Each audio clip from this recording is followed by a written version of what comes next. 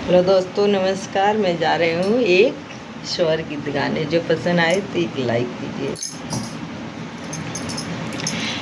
कहाँ से आवे लारे पियरिया पियरिया लागल गजमती हो हे ललना। कहाँ से आवे लारे सिन्होरवा भरल सिंदूर हो। कहाँ से आवे लारे पियरिया पियरिया लागल गजमती हो हे ललना। कहाँ से आवे लारे सिन्होरवा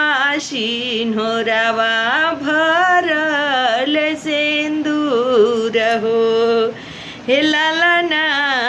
कहाँ से आवे लारे सिन्होरवा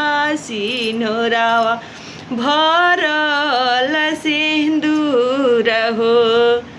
नैहर से आवे लारे पियरिया पियरिया लागल गजमती हो हे ललना।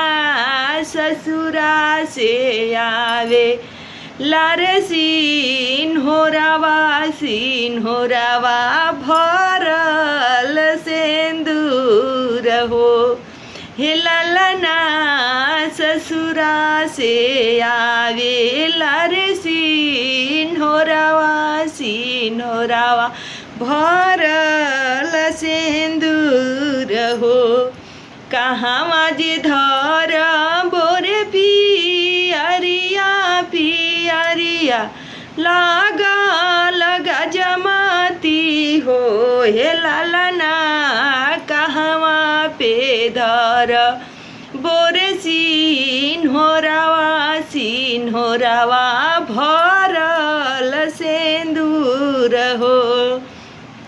झापी झोरा धार बोरे पियरिया पियरिया लागल गजमती हो हे ललना। कोठिले पधर बोरे सिन्होरवा भरल सिंदूर हो हे ललना। कोठिले पधर बोरे सिन्होरवा भरल सिंदूर हो। कहाँ से आवे लारे पियरिया पियरिया लागल गजमती हो हे ललना। कहाँ से आवे लारे सिन्होरवा भरल सिंदूर हो हे ललना। कहाँ से आवे लारे सिन्होरवा भरल सिंदूर हो। फटी फूटी जाई हेर पियरिया पियरिया लागल गजमती हो हे ललना। जुग जुग जिए सिन्होरवा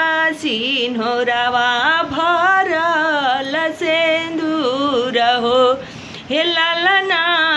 जुग जुग जिए सिन्होरवा भरल सिंदूर हो हे ललना। जुग जुग जिए मोर सिन्होरवा भरल सिंदूर हो। जय श्री दुर्गा माता, जय सोहर गीत।